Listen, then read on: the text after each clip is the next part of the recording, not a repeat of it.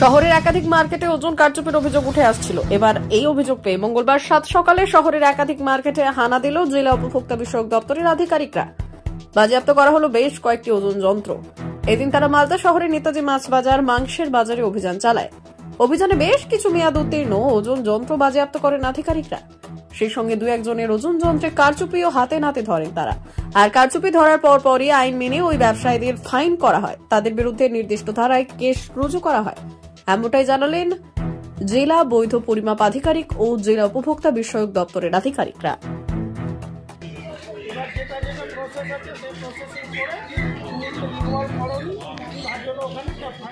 আজকে এখানে মাছ মাংস যে ওয়েটগুলো মাপার যারা কিনছেন সেই ওয়েটগুলো ঠিকঠাক আছে কিনা সেগুলো আমরা চেক করলাম। পুরো মার্কেট জুড়ে মাছের হলো, এখানে মাংসর হলো, মেশিনগুলো সব ঠিকঠাক আছে কিনা বলে চেক করা হলো। কিছু জিনিসপত্র এখানে বাজেয়াপ্ত করা হয়েছে, কিছু ওজন কম ছিল, এই প্রোগ্রামগুলোই মোটামুটি ছিল। মাছ বাজারে কোনো ক্রেতার কোনো অভিযোগ পেয়েছেন? হ্যাঁ, মাছ বাজারে ক্রেতার অভিযোগ পাওয়া গেছে, কিছু ওজন কম ছিল, ওনার জিনিসপত্রগুলো সিজও করা হয়েছে। তো এরা কি সময় মতো বাটখারা বা ওজন মাপক যন্ত্র রিনিউ করায় না? হ্যাঁ, খানিকটা তাই দেখা গেল। কয়েকটা জায়গায় ম্যাক্সিমামই ঠিক আছে, কয়েকটা জায়গায় দেখা গেলো যে করাচ্ছে না ঠিক মতো, সেগুলোকে অ্যাওয়ারনেস করা হয়েছে আর কি। আছে এটা এই উদ্যোগটা কার নির্দেশে হচ্ছে? লিগ্যাল মেট্রোলজির আন্ডারেই হচ্ছে এটা। না, জেলা প্রশাসনের ডিএম সাহেবের নির্দেশে। আপনার নাম এবং পরিচয়? আমি Shubhankar Chowdhury, consumer welfare officer.